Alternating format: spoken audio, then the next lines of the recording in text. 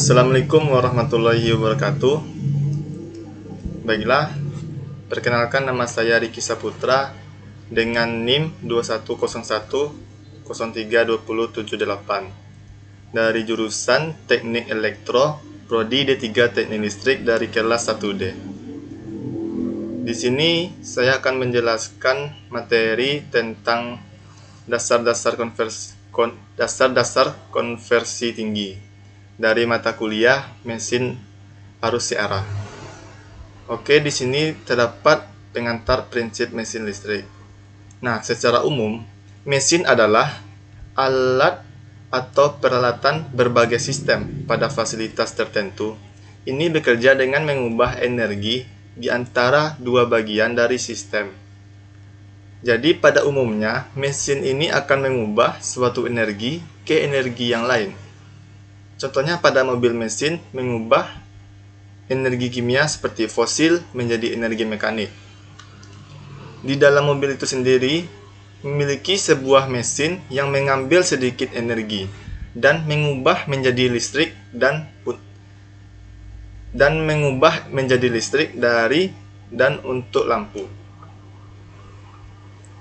Nah, mesin listrik ini terdiri dari beberapa jenis. Oke, perhatikan tabel di bawah ini. Ada perbedaan jenis mesin listrik dengan mengubah energi alam dan mengolahnya menjadi energi keluaran dari mesin itu sendiri. Terdapat type of machine. Yang pertama dinamo, terdapat motor dan generator, dan transformer, electrical, battery, chemical, solar cell, light, loudspeaker, electrical. Energi conversion dari electrical menjadi mechanical, dari mechanical menjadi electrical, dari electrical menjadi electrical, dari chemical menjadi electrical, light menjadi electrical, electrical menjadi sound. Nah, pada tabel di atas itu sendiri dapat diketahui bagaimana karakteristik kinerja dari mesin, yaitu pengubah energi elektromagnetik, dinamo generator dan dinamo motor, dan transformator. Di sini terdapat gambar perubahan energi dari dan ke mesin listrik yang digunakan. Terdapat electrical atau mechanical system menjadi sistem magnetik, terus menjadi electrical atau menjadi mechanical system. Nah, pada bab pertama telah dapat diambil kesimpulan bahwa sistem mekanik kedua linear dan rotasi, perbedaan kuantitas dan hubungan matematika. Yang kedua, rangkaian magnetik dan konsep dasar dan penyimpanan energi dan prinsip untuk mengubah. Yang B, oke, kita lanjutkan yang B, yaitu hukum Newton, torsi mekanik, dan hubungan daya. Mengubah energi elektromagnetik meliputi pergantian energi antara energi listrik dan sistem mekanik kuantit. Di kuantitas utama yang melibatkan pada sistem mekanik adalah torsi dan kecepatan, di mana nilai analog pada sistem elektrik adalah nilai berturut-turut dari tegangan dan arus. Ini terdapat gambar blok reversi energi elektromagnetik mekanik dari sistem elektrik menjadi bagian kopling menjadi sistem mekanik. Di bagian representasi pada mesin elektromagnetik terdapat dua bagian. Pertama, posisi sudut P, yang mana posisi sudut P ini pada suatu objek adalah suatu sudut yang sudah diorientasikan terlebih dahulu dengan nilai tertentu. Nah, di sudut ini biasanya diukur dalam derajat radian. Yang kedua, percepatan sudut P. Di percepatan sudut P ini merupakan tingkat perubahan pada posisi sudut dengan waktu yang sesuai.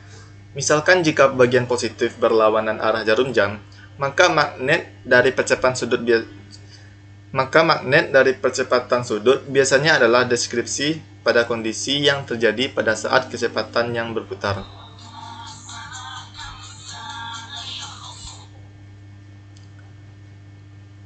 Terdapat pada rumus W sama dengan dpi per dt. Ini bisa teman-teman lihat keterangannya. W sama dengan percepatan sudut dalam satuan radian, dan N percepatan sudut dalam revolusi per detik, dan N besar percepatan sudut dalam revolusi per menit. Menghitung kecepatan maka digunakan persamaan N sama dengan 60 N, W sama dengan 2 pi kali N. Yang ketiga, sudut akselerasi A.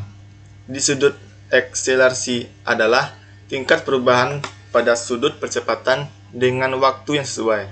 Misalkan pada bagian positif, jika di percepatan sudut meningkat secara aljabar, maka sudut akselerisasi didefinisikan dengan A sama dengan dW sama dengan per dt.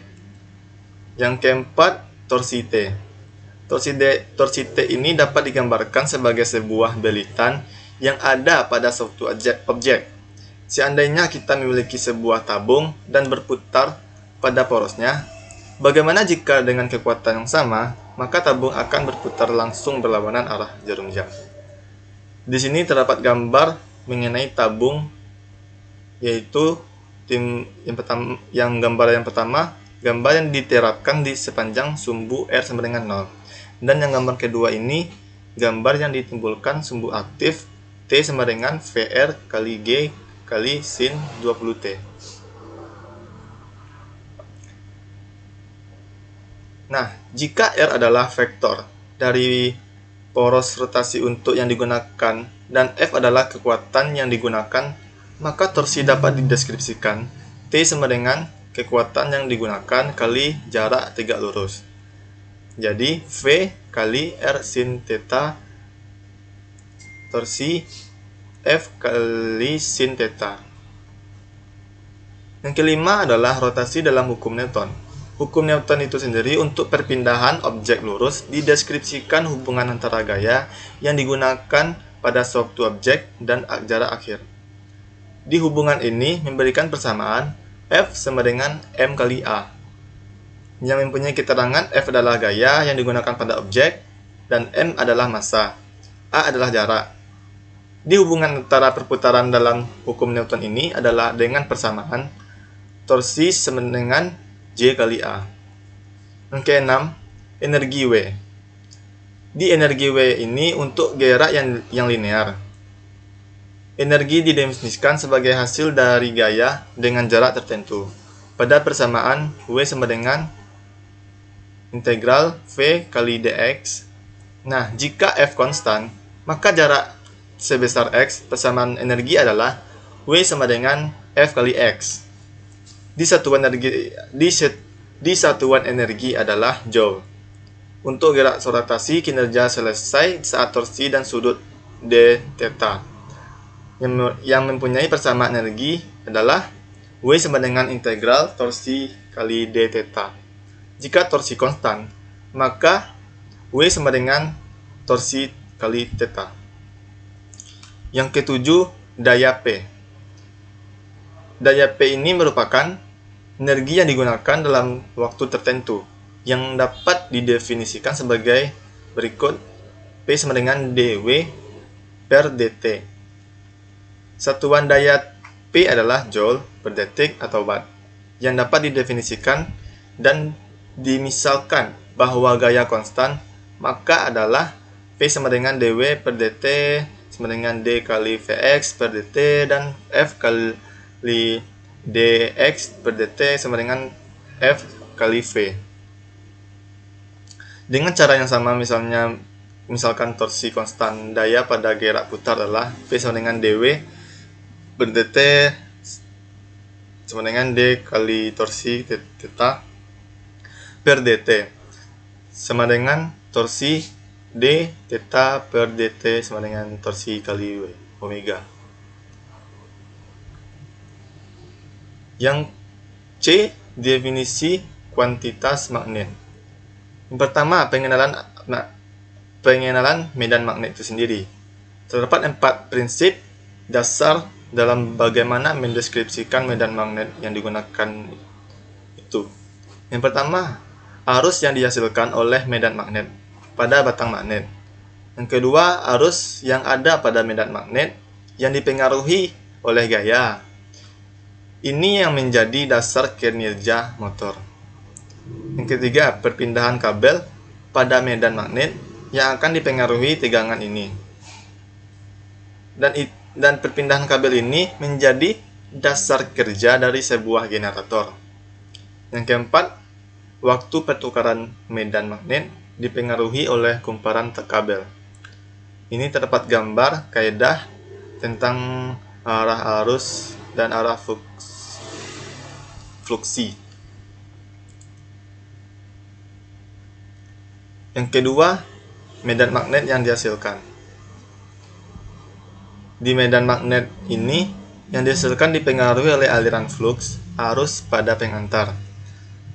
Ketika aliran arus melalui pengantar, flux ini menginduksi seluruh bagian magnet yang sesuai dengan arah jarum jam. Perhatikan inti magnet pada gambar 1.5 mmf akan menghasilkan medan magnet pada saat terjadi integrasi pada alur medan magnet itu sendiri. Maka didapatkan H kali dl sama dengan N kali I ampere. mmf yang melalui inti magnetik flux Weber flux dapat dihitung N kali I sama dengan R sama dengan F kali R.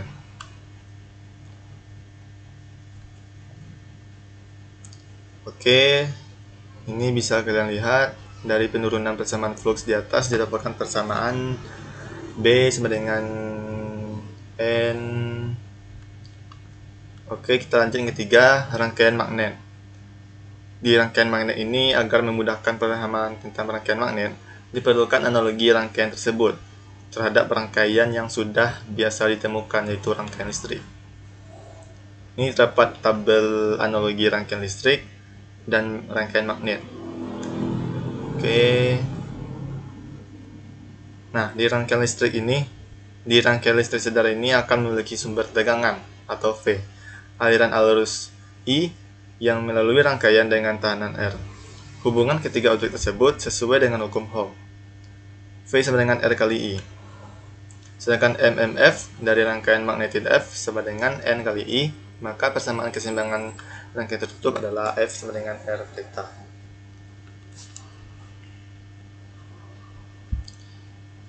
Yang keempat, kinerja material ferromagnetik. Ketika flux yang dihasilkan oleh medan magnet akan menghasilkan magnetomotive force atau MMF. Akan tetapi, MMF ini yang dihasilkan akan lebih kecil daripada nilai flux yang mengalami peningkatan. Maka akhirnya dengan peningkatan nilai MMF tersebut akan merubah semua yang ada pada medan magnet itu sendiri. Hubungannya antara kepadatan flux B dan intensitas H, maka didapatkan persamaan B sama dengan mu kali H. Dengan memperhatikan hubungan antara theta dan F, maka didapatkan B sama dengan theta per A dan H sama dengan mu kali F per IC. Jadi dapat disimpulkan bahwa dalam suatu rangkaian magnet yang merupakan gambar kurva magnetisasi versus MMF dan intensitas magnet H. Di sini kalian bisa melihat gambarnya.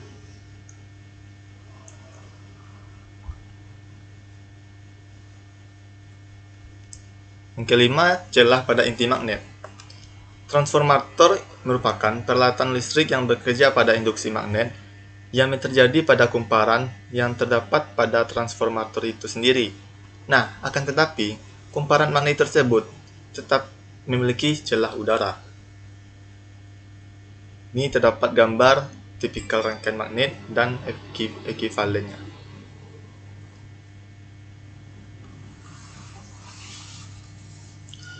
Yang keenam, perhitungan rangkaian magnet. Pada umumnya, perhitungan rangkaian magnet memiliki dua permasalahan.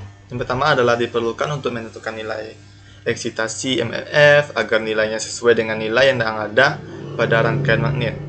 Di permasalahan yang kedua adalah model peralatan elektromagnetik yang baru beban permasalahan. Di kedua vlog ini tidak diketahui dan tidak ditentukan untuk nilai MMF-nya pada rangkaian magnetik. Nah, di sini sering terjadi permasalahan pada nilai B sampai H yang tidak linear. Maka teknik grafik adalah solusi yang digunakan untuk mengatasi permasalahan ini. Yang ketujuh, kebocoran flux. Di kebocoran flux ini dalam rangkaian magnet, yang sesungguhnya kebocoran flux yang terjadi karena adanya inti magnet yang memiliki udara sehingga terjadilah sedikit kebocoran flux. Kebocoran ini adalah merupakan karakteristik dari seluruh rangkaian magnet dan tidak dapat dihilangkan seutuhnya. Jadi pelajarannya khusus kebocoran harus membuat rotasi pada mesin dan trafo ketika permasalahan itu sendiri sedang terjadi. Yang kedelapan, fringing. Pada celah udara ini, magnet akan terdapat fringing flux yang melingkari celah udara antara dua inti magnet yang ada. Maka semakin luas nantinya ruang lingkup fringing flux akan mengakibatkan nilai celah udara semakin besar. Karena fringing flux berbanding lurus dengan celah udara yang terdapat pada inti magnet, maka digunakan persamaan Rg sama dengan Ig per mu OAG. Nah, harus diperhatikan nilai Ag lebih baik daripada nilai Ac. Yang ke-9, energi yang hilang pada inti ferromagnetik. Nah, pada umumnya kita asumsikan bahwa flux ini adalah sebesar 0 ampere. Seperti peningkatan arus untuk pertama kali, flux pada inti akan menjauh dari titik AB, sesuai dengan gambar 11B. Ini pada dasarnya adalah kurva jenuh. Bagaimanapun juga, ketika arus rendah, maka flux akan mengikuti arus yang berbeda. Ketika arus mengalami peningkatan, ini tergantung dari fluxnya itu sendiri dan flux yang gagal dan disebut hysteresis. Ini terdapat gambar gelombang arus dan histeresis induksi magnet. Dan yang 10, histeresis yang hilang. Jika medan magnet menuju sebuah material dan melalui siklus dari plus Hmax ke H dan kembali ke plus Hmax B sama B kurang C, karakteristik ini sebagai pada gambar seperti gambar jerat histeresis kaitannya dengan energi yang hilang. Yang ke-11, arus eddy dan yang hilang.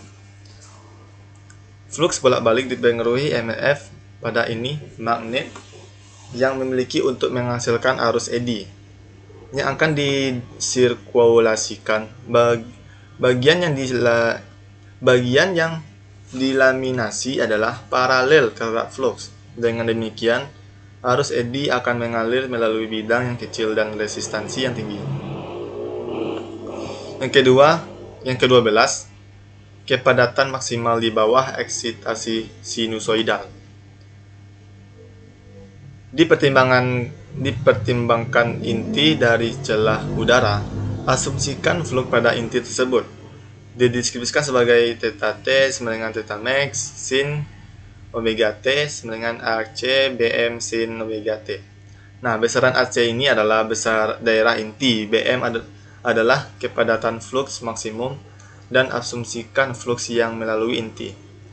Dan omega T adalah sudut antara garis netral terhadap arah medan magnet itu sendiri.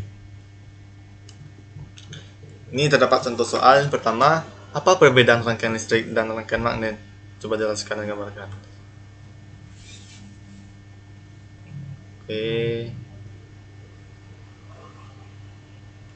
Yang D, hukum Faraday, pengaruh tegangan dari medan magnet. Yang pertama, pengantar elektromagnetik hukum Faraday.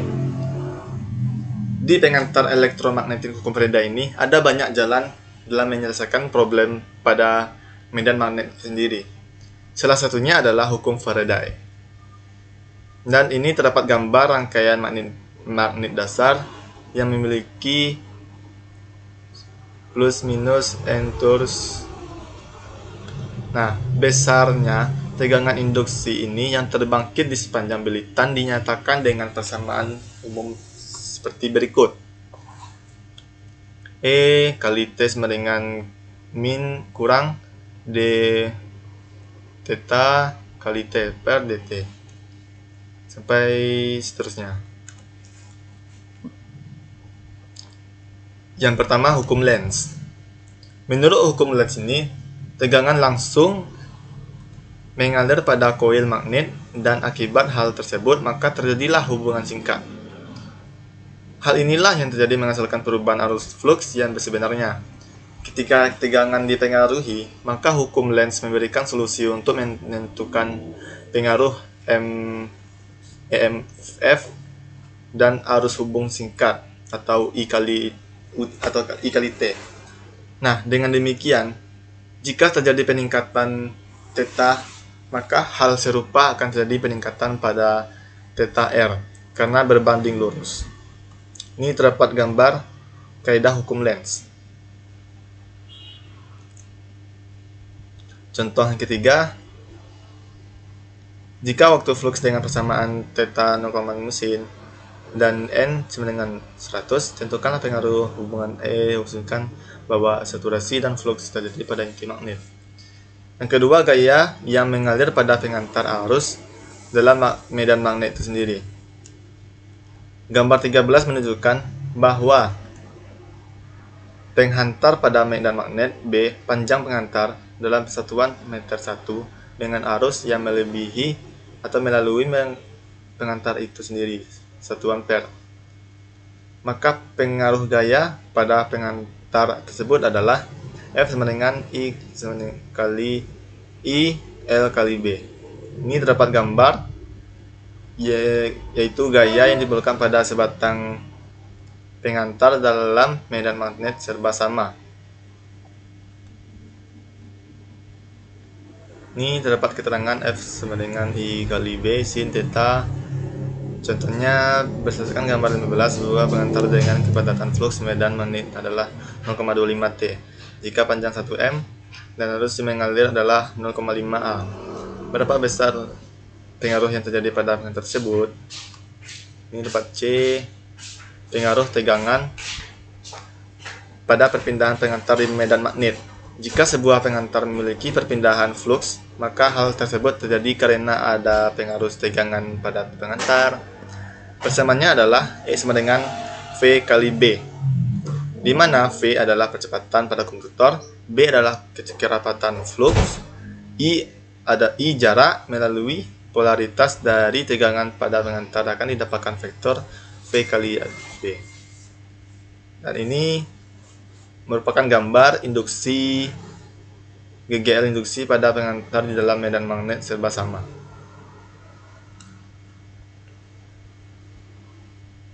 Oke, ini terdapat soal-soal yang kita bahas aja langsung. Pertama, sebuah motor sedang berputar dengan kecepatan 3000 R per min. Berapakah kecepatan dalam radian per detik? Kecepatan dalam radian per detik adalah omega 3000 kali 1 per 60 1 min 3000 R kali 1 menit atau 60 detik kali 2 pi radian atau 1 R dan mempunyai hasil 314,2 radian per detik. Oke, sekian dari saya. Saya akhiri dengan Assalamualaikum warahmatullahi wabarakatuh.